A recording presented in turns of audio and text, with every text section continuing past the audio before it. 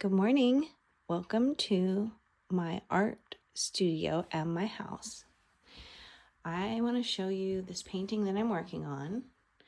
I will only have the still pictures of the phases, but I thought I'm about to do the last layer, and at least this is better than nothing since I just started my YouTube channel. So this painting is for a friend of mine in California who lived through the Carr Fire, whose home was burnt to the ground, and they built a new home. And I'm going to be going down there to deliver this painting to them, and they wanted something of my work. Didn't care what it was, have seen my work for many years. And for a period of about a decade, I was a professional painter and teacher as a part of my life. I missed my creativity so much, and it was a goal to work it back in. So I'm going to tell you about this painting, and I'll pan my studio. My studio has some awesome components in it that you might just want to see, especially for a house. So this painting is going to be called After the Fire, and it's a visualization of what pain, suffering, and refinement can look like. So this scene is what I call an underpinning, or just a layer.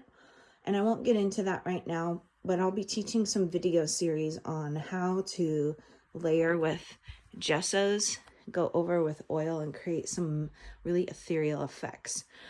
So in this painting, what we have is, it started on a black gesso, and it's a mountain scene to depict after a fire. And we actually had a regional fire here.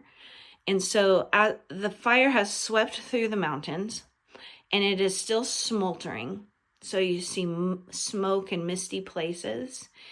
And in an ethereal way, the way that conceptually gold comes through refining processes in our souls, there's actually a metallic highlighted element within it. Signature of my art has to do with these points where a line is coming in. It's somewhat of an Asian type of aesthetic, these horizontal lines. I love that, and I love it interpreted. And it's this highlight of this bouncing gold and bouncing light. So I wanted to film what this painting was about, and in this phase. So I did this last night. So it didn't have enough misty spaces of smoke. And there is gold leaf, which is a different type of gold than gold paint. That is gold leaf. And it is gold leaf left over from my studio that I began in California in 2008. I had one little baggie left. And that to me is my contribution of what I had left over the fire that burned through my life. I'll be telling stories of that later, I'm sure, because it comes up in my artwork. So this one, super excited, and I'm going to be delivering it very soon. So what's going to go to depict a type of a growth, a type of a beauty after fire? Well, we'll have these golden highlights. You can see the light will just kind of catch it. And since this part of my studio is in a room in my home, that light source is there.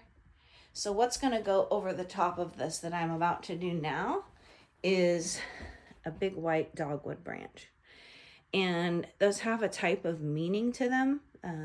Plants are also symbolic. So if you're an art methodology and history lover, nerd like myself, that things within the paintings have meaning and symbolism. It's called iconography. And so because I, in my art, have a lot of that within it, there's multiple layers of meaning.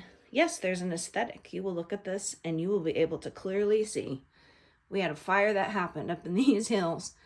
It has come down. It is still smoking, but there will be this white dogwood branch blooming. As an artist, I can control where I put the branches and where I put the flowers. And all of this scene will push back into the background from a concept called atmospheric perspective. And so the branch then will take forefront, but I can control what things you see in the background and what things you don't, because I'll be putting paint over the top and it will push some things back. I'm a Bob Ross lover. How could you not be?